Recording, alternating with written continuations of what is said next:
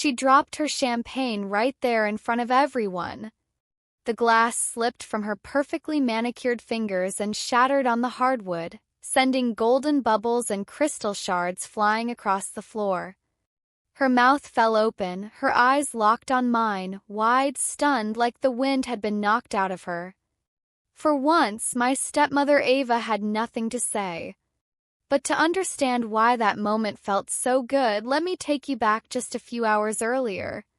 She was smiling. Smiling. My stepmother Ava stood there in her white silk dress, diamonds catching the sunlight like tiny weapons. It was my father's funeral, and she looked like she was stepping onto a red carpet.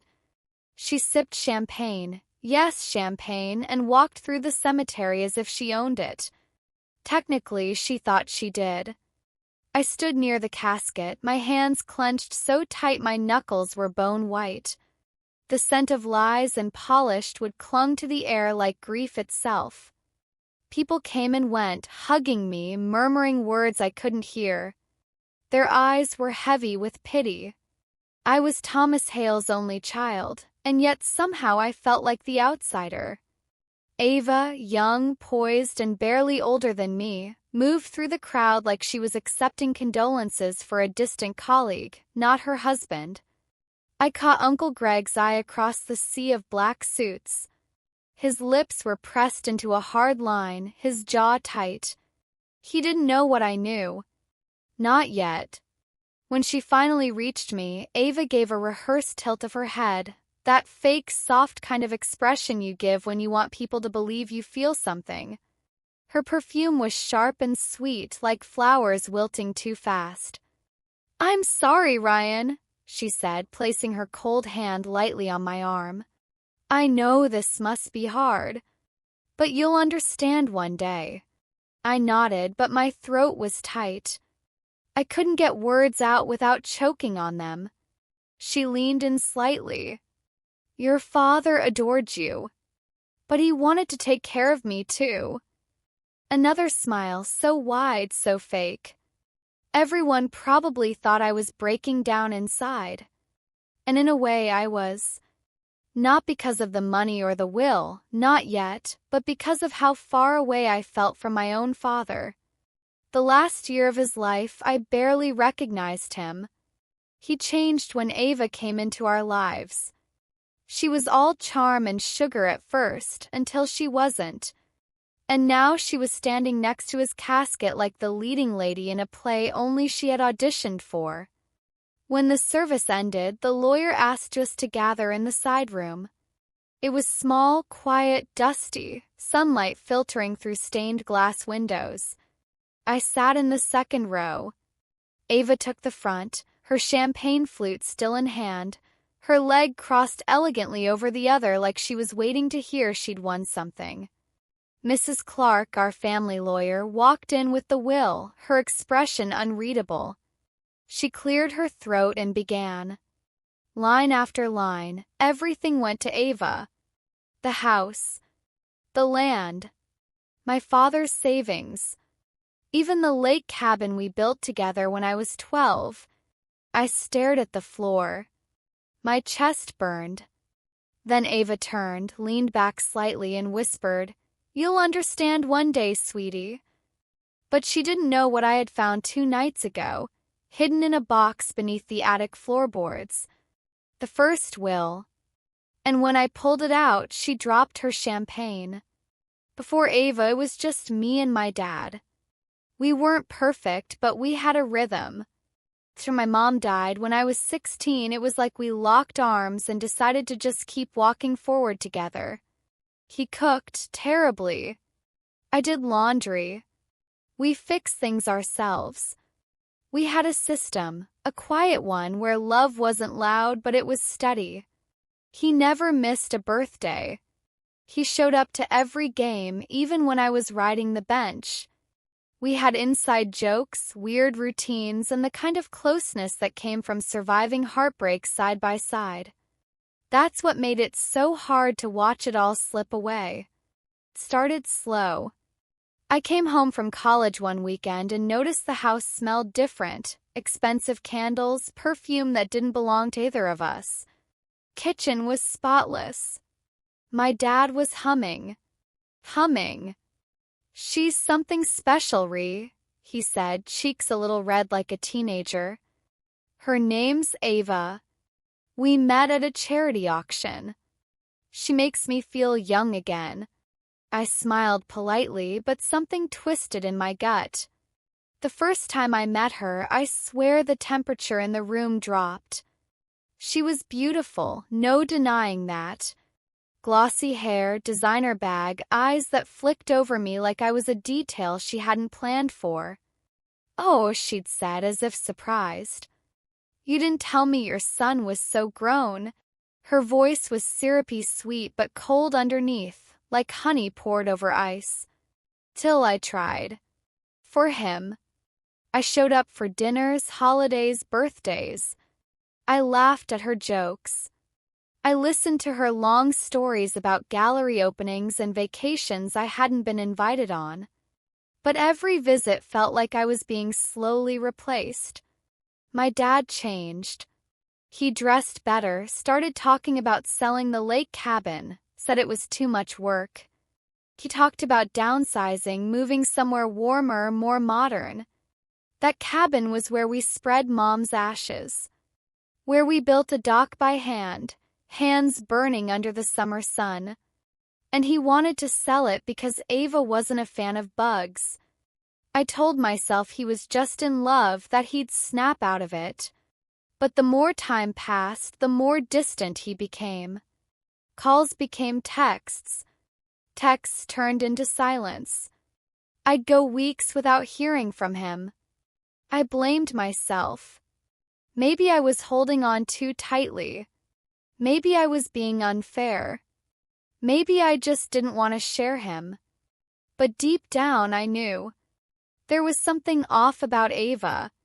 She knew exactly what she wanted, and she had him wrapped around her diamond-covered finger. The last time I saw him alive, he hugged me at the door. Felt shorter than usual. He said, "I'm proud of you. You know that?" "Yeah," I replied, forcing a smile. "I know." But I didn't. Not really. Because 3 weeks later I got the call from Uncle Greg. Heart attack, sudden, gone before the ambulance even got there. The world stopped. I remember staring at the wall, my chest tight, ears ringing. I didn't cry at first. I just sat there, completely numb, like time had paused around me.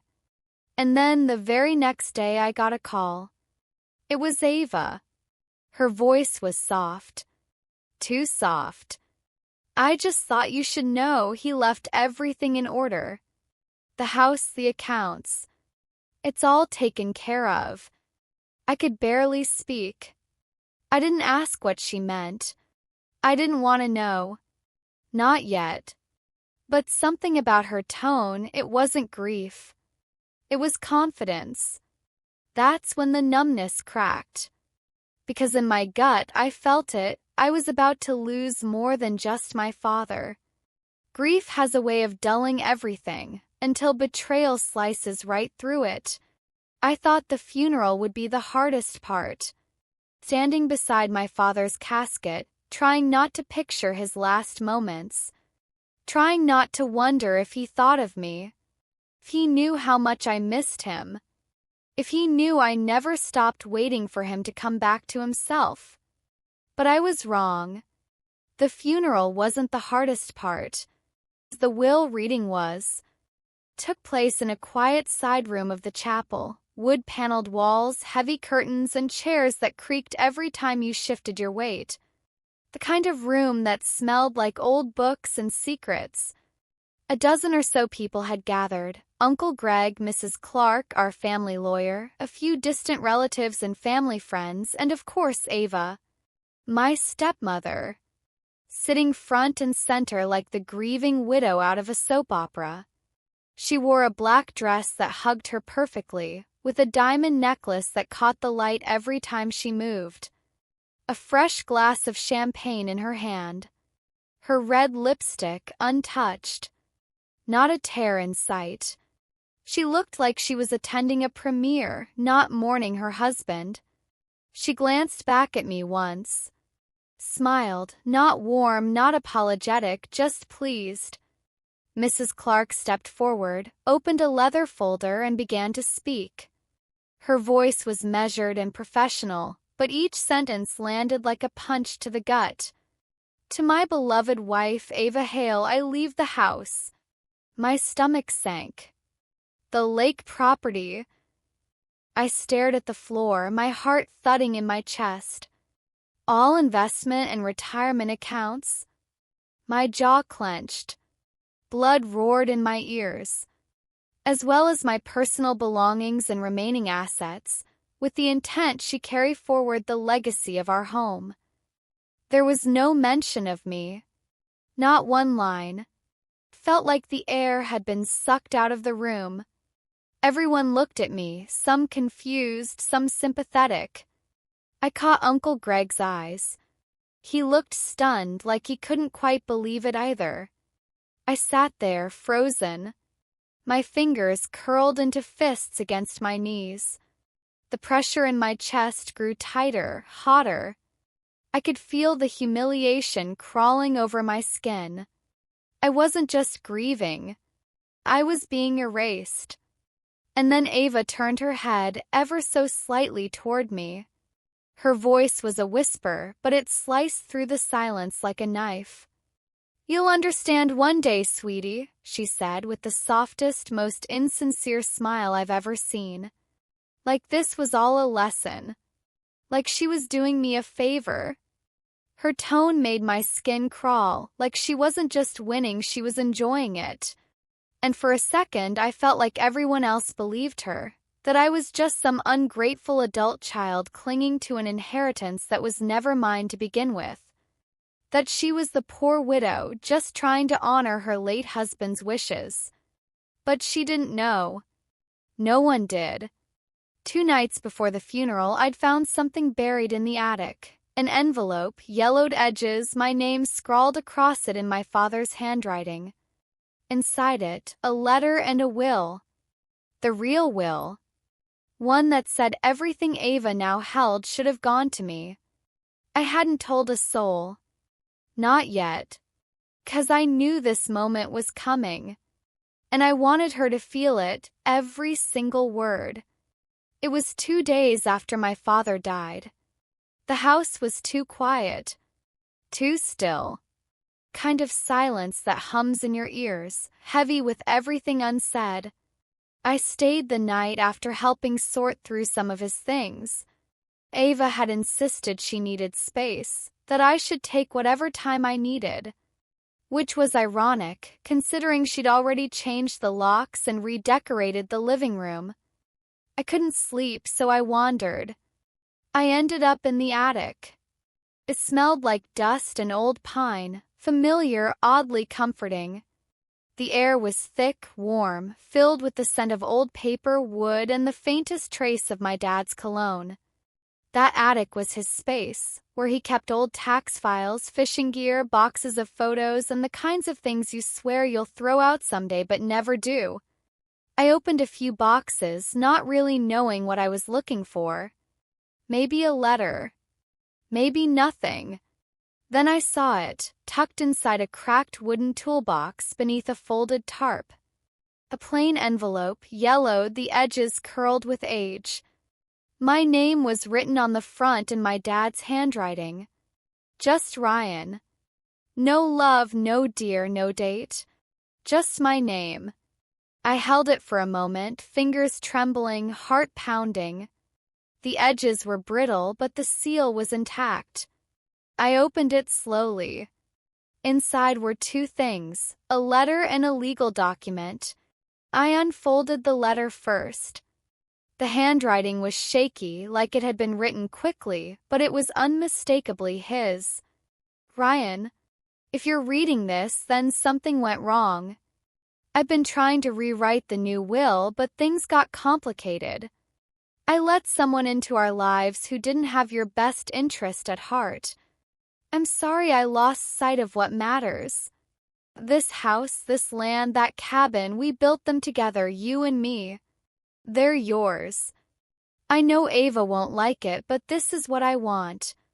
Don't let her take that from you." I couldn't breathe. The room spun slightly, and I had to sit down right there on the attic floor. My eyes burned, but no tears came. I think I was too stunned. He knew. He knew Ava didn't care about the legacy, about our family, about me. And even if he didn't say it out loud while he was alive, he said it here. In writing. Clearly. Undeniably. I read the will next. It was dated over a year ago, before Ava ever came into the picture. It listed me as the sole heir. Everything. The house. The land. His savings. Even that old truck in the garage. It was all supposed to be mine. My fingers gripped the paper like it might disappear if I blinked. For a moment I felt overwhelmed, grateful, heartbroken, angry, all at once. He had tried. In his own quiet way, he had tried to do right by me. And then I felt something else, focus. Cold, sharp kind of clarity. I didn't scream. I didn't rush to Ava. I didn't post about it or call anyone. Nothing. I scanned the documents, called Mrs. Clark the next morning, and quietly asked her to confirm if it was still valid. She reviewed everything. Twice. Then told me in a calm voice, "This is the most recent legally binding will. If you want to contest the one Ava submitted, you'll win." I paused. "No," I said. "Not yet. Let her read the fake one first. Let her smile. Let her sip champagne. Let her think she'd won." I was going to let the truth speak for itself. I don't remember walking into the will reading. I remember floating. Everything felt slow, dreamlike, almost surreal, like I was watching a movie I'd already seen a dozen times in my head. But this time it was real. My palms were cold. My spine straight. My face calm. Ava, on the other hand, was radiant.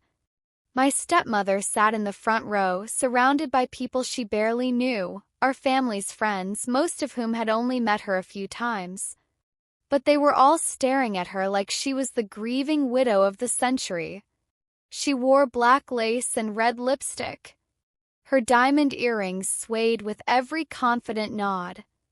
And in her hand, a fresh glass of champagne as if she were toasting to victory. I watched her lean over and whisper something to Mrs. Clark. They both smiled politely, but I could tell Mrs. Clark was just waiting. Waiting for me. The room quieted as the fake will was read. Ava barely blinked. She already knew what it would say because she helped him write it. Or at least she thought she did. Every word felt like a blade pressed against my ribs. To my beloved wife, Ava Hale. A glance toward me, subtle, smug.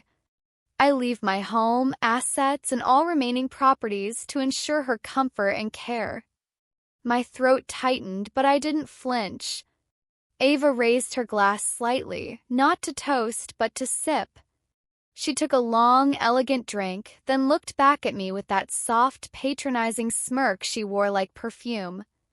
"I know this is hard, Ryan," she said in a voice meant for the whole room to hear. "Your father just wanted me to be secure. You'll understand one day." I smiled. For the first time since the funeral, I actually smiled. Just a little. Just enough. "Actually," I said slowly, standing up, "there's one more document Mrs. Clark hasn't read yet." Every head turned. Even Ava's expression wavered. I reached into the inside pocket of my jacket and pulled out a worn envelope, the original will. Mrs. Clark nodded, already expecting it. She opened the folder, gently unfolding the crisp, yellowed paper, and adjusted her glasses. "This document," she said clearly, "is dated prior to the version just read. Names Ryan Hale as sole beneficiary and overrides the later version. Legally, this is the binding will." Silence. No gasp. No protest. Just Ava, frozen mid-sip. Her hand trembled. The flute wobbled. Her mouth opened slightly, but no words came out. Then crash. The champagne glass slipped from her fingers and shattered on the hardwood. Gasps echoed around the room. She blinked, mouth still ajar, chest rising and falling fast. Her eyes searched the room for someone, anyone, to come to her defense. No one did. She turned to Mrs. Clark, voice barely holding together. "That can't be right." "That's not, he said I was supposed to." Mrs. Clark cut her off, gently but firmly. "This is the valid will, Ava. There is no dispute. I didn't say a word. I didn't have to." The paper in her hand had given her everything. The truth in mine took it all back. Ava looked at me. Truly looked.